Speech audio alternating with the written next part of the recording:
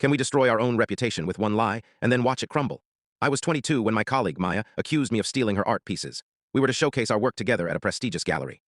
For years, we shared studios, dreams, and late nights. One evening, our curator raved about Maya's unique sculptures. The pieces were mine, every chisel mark, every mold hidden in my storage room. For weeks, I said nothing. Then I found my backup files were deleted from my computer. Maya had used my password, the one I trusted her with for emergencies. For months, it was just tension between us. Then I met Alex at an art festival. He was a painter who noticed details others missed with vibrant colors and eyes that really saw me. He helped me rebuild my portfolio and talked about creative theft like he understood. When he offered to collaborate, I was hesitantly relieved. He painted my new work and never asked to post anything without permission. For my first new piece, he gave me a small canvas. Document everything from now on, he said. I almost felt safe again. Then the messages from our art community started coming. Maya was telling everyone I was copying her now. Desperate, she told them. Our curator questioned my new submissions, but Alex suggested we keep working.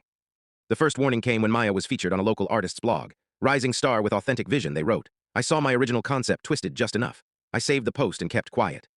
Maya started gaining followers. Her journey as an artist, despite sabotage, became her story. At gallery openings, mutual friends would mention how hard it must be for her dealing with copycats.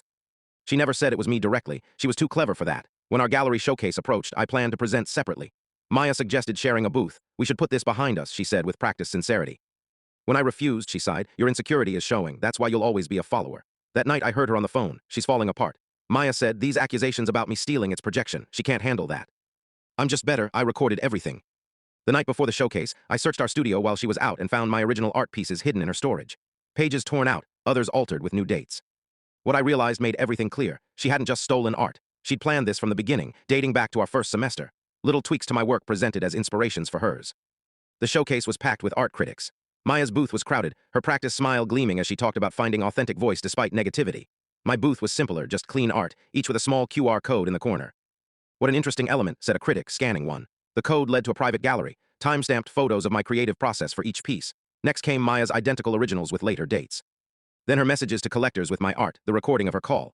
Finally, photos of my recovered art pieces with documentation of the alterations. The critic's expression changed. She called over colleagues. Soon phones were out, messages flying. Maya noticed the shift and walked over, confidence faltering. There must be some confusion, she started. The critic cut her off. Is there confusion about these dates or these recordings?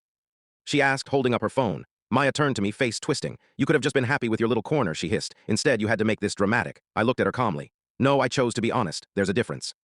After the showcase emptied, Alex found me sitting alone. 3 art galleries want meetings, he said quietly. For the first time in years, I believed my work would speak for itself, and finally it was heard.